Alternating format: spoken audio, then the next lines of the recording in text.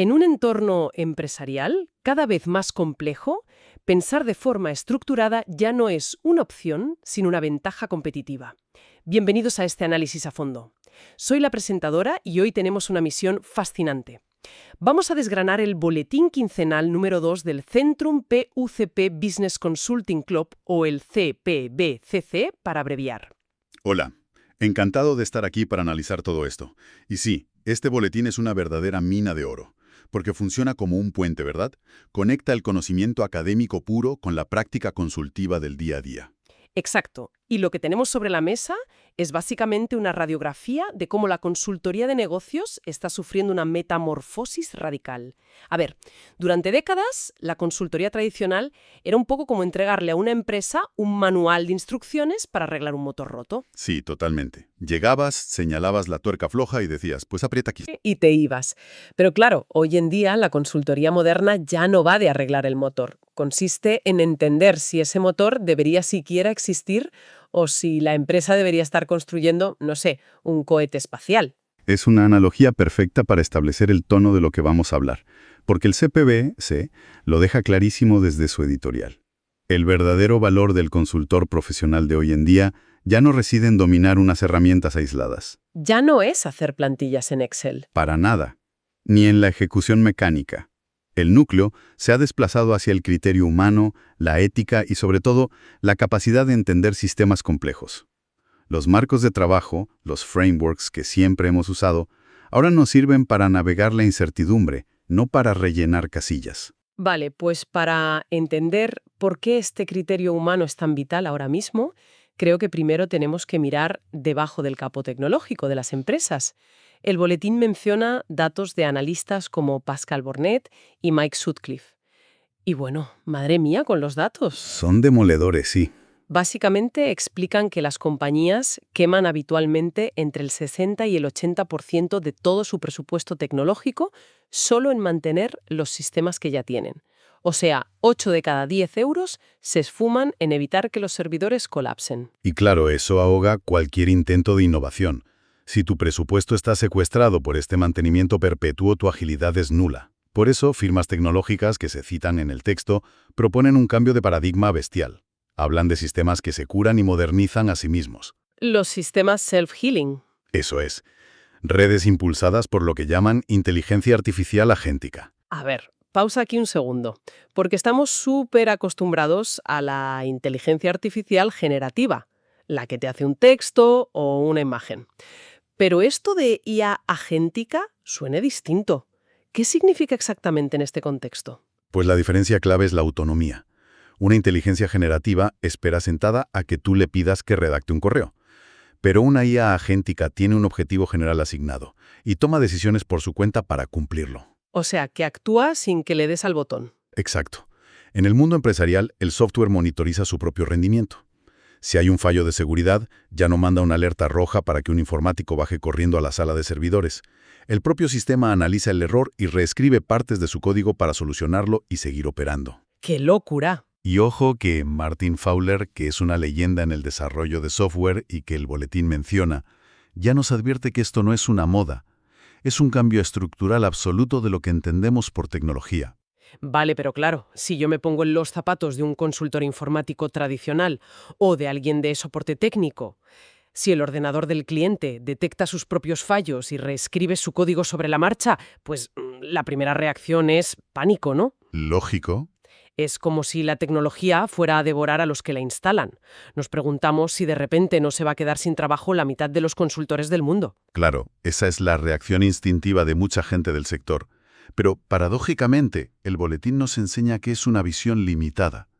La automatización no destruye el trabajo del consultor, lo eleva. Lo transforma, digamos. Lo transforma exigiéndole mucho más. Al liberar a la mente humana de tener que parchar código manualmente todos los días, el profesional tiene que centrarse en formular el problema de negocio correcto. Tienes que diseñar la gobernanza de esa inteligencia artificial. Dejas de ser el mecánico manchado de grasa para ser el arquitecto de la autopista. Ya veo. Pero a ver, si pasamos a ser arquitectos y el trabajo se vuelve tan estratégico y de alto nivel, el riesgo evidente es perderse en la teoría, desconectarse de la realidad de la empresa y empezar a usar una jerga que nadie en la oficina entiende. Ese es el gran peligro de la consultoría, sí. Por eso me encantó la sección de Leslie Cisneros, la cápsula del consultor. Ella introduce el principio de simplicidad. Porque a veces se nos olvida, pero la solución más compleja no siempre es la que gana. Era que tienes que presentar un modelo matemático incomprensible o un informe de 300 páginas para justificar tus honorarios. Sí, sí, para parecer que sabes mucho. Exacto. Y Cisneros lo desmonta. Te dice que la simplicidad es el único antídoto contra la complejidad. Tienes que formular el problema sin ambigüedades.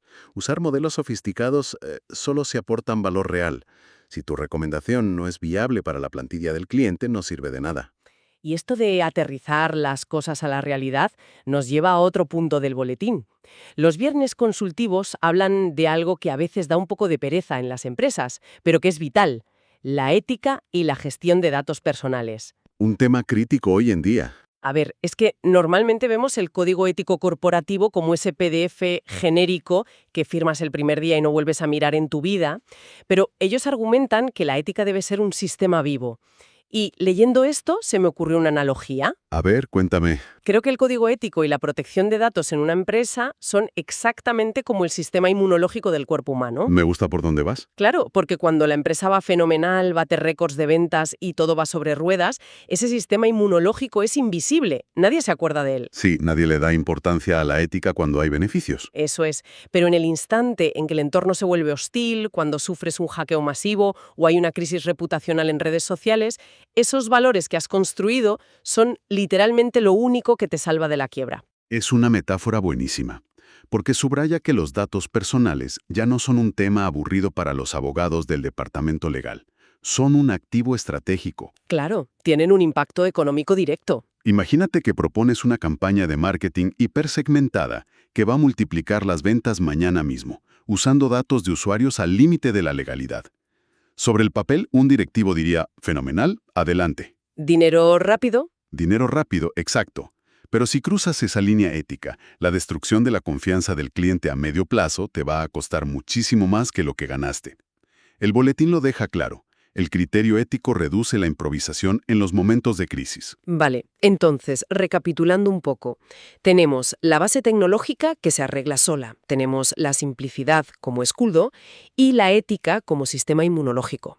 Con todo este panorama, la pregunta es: ¿cómo se posiciona un consultor para sobrevivir y destacar? Pues aquí es donde entra el artículo de Héctor de la Cruz, que es bastante tajante.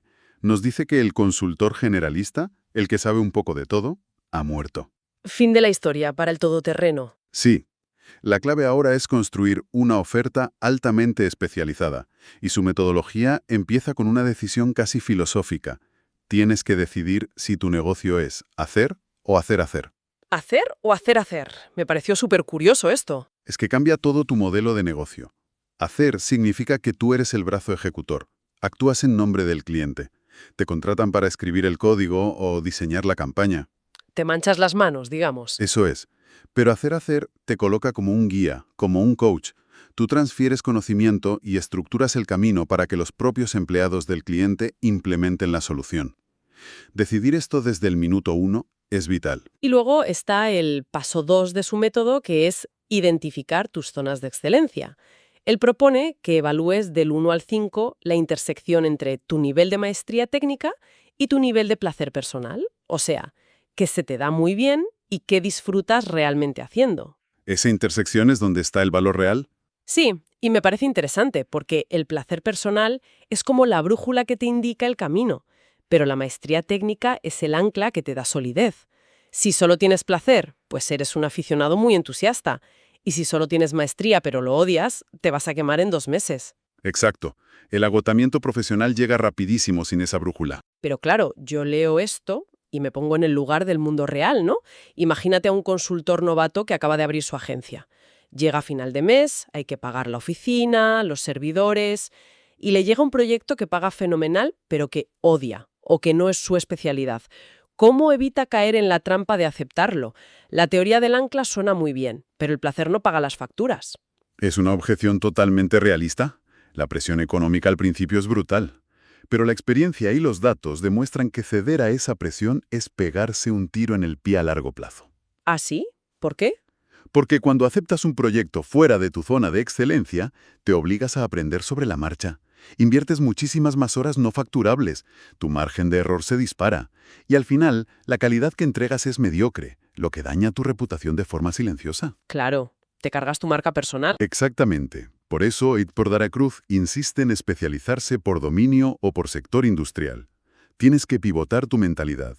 Al mercado no le importa la lista de cosas que sabes hacer, le importa el resultado que le vas a aportar, el retorno de inversión, el ROI. Ya, es pasar de decir soy bueno en logística a decir te voy a ahorrar 20.000 euros al mes en almacén. Tal cual.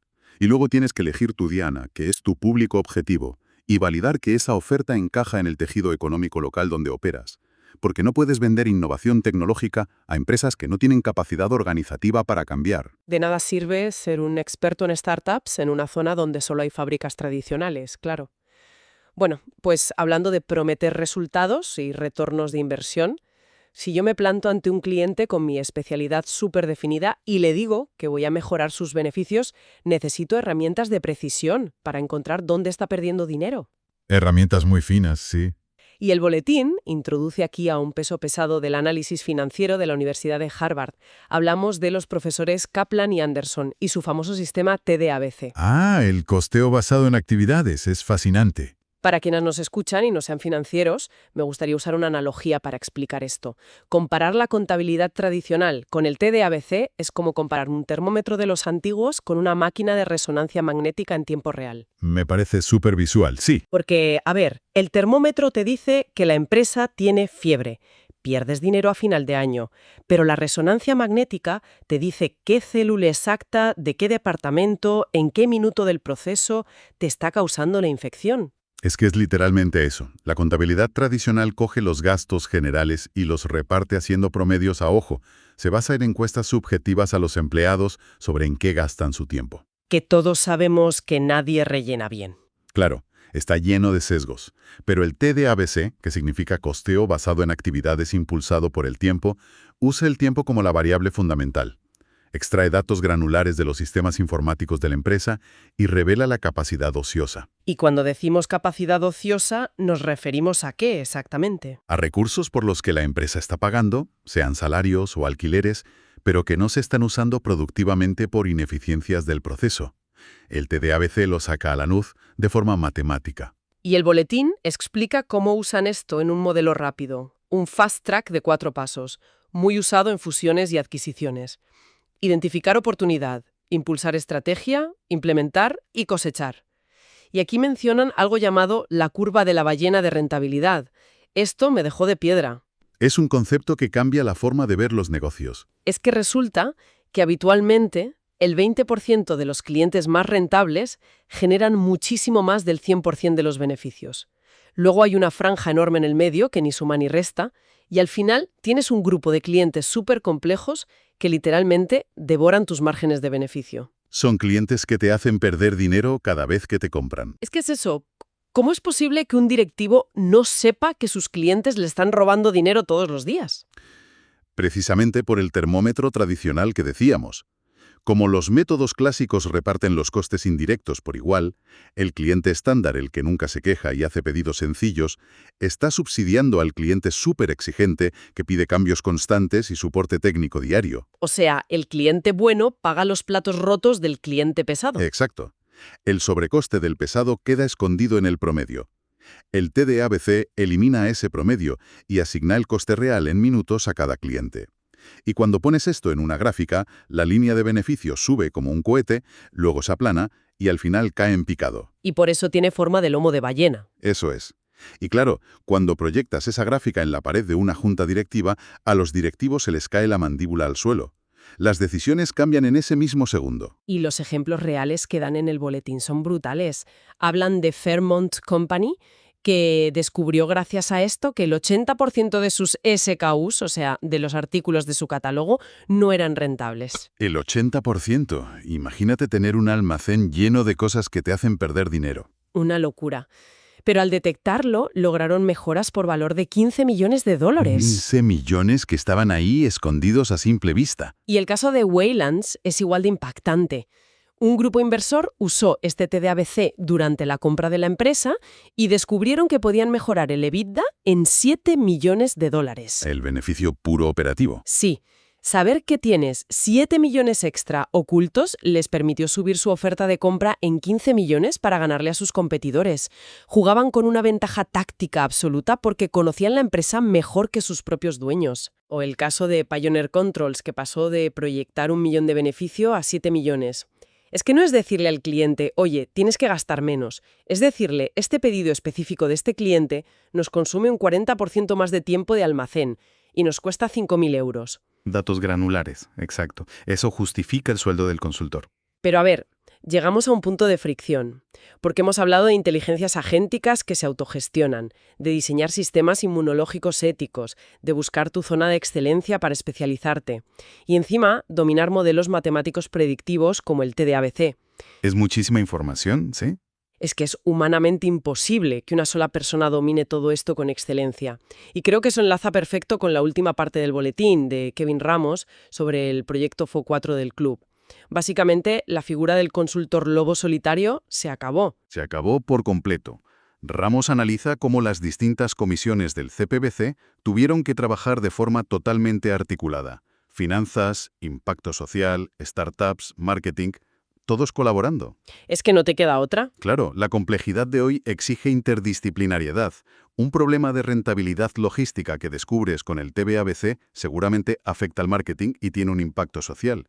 No puedes operar en silos cerrados. Tienes que investigar y validar supuestos en equipo. Si tu experto financiero dice, oye, para arreglar la curva de la ballena hay que despedir a medio departamento de atención al cliente, Sí. pues tu experto en ética y reputación tiene que saltar y decir, cuidado, que eso va a destruir nuestra imagen de marca en 2 meses. Exactamente. Necesitas tu zona de excelencia individual, tu especialidad, pero la consultoría real requiere que te integres en un ecosistema de expertos para intervenir con responsabilidad. Bueno, pues esto cierra el círculo de una manera súper elegante. Fíjate qué viaje hemos hecho hoy con el boletín. Ha sido un recorrido muy completo. Hemos pasado de aceptar que la IA se va a encargar de mantener los sistemas a refugiarnos en la simplicidad y en la ética.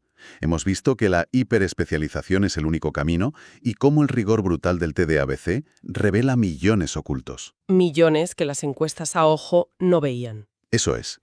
Y la conclusión de todos estos artículos es clara. Del análisis a la acción, así se construye valor en consultoría. La consultoría del futuro no va de usar plantillas, sino de aplicar el criterio humano. Totalmente. Y para despedir este episodio, o más bien este análisis a fondo, me gustaría que la audiencia se lleve a casa una reflexión. Volvamos a la metáfora del motor. Si aceptamos que las máquinas del futuro se van a arreglar solas y que los algoritmos van a calcular nuestros costes al céntimo, Una gran pregunta para terminar. ahí lo dejamos para que le den una vuelta. Muchas gracias por acompañarnos y hasta la próxima inmersión.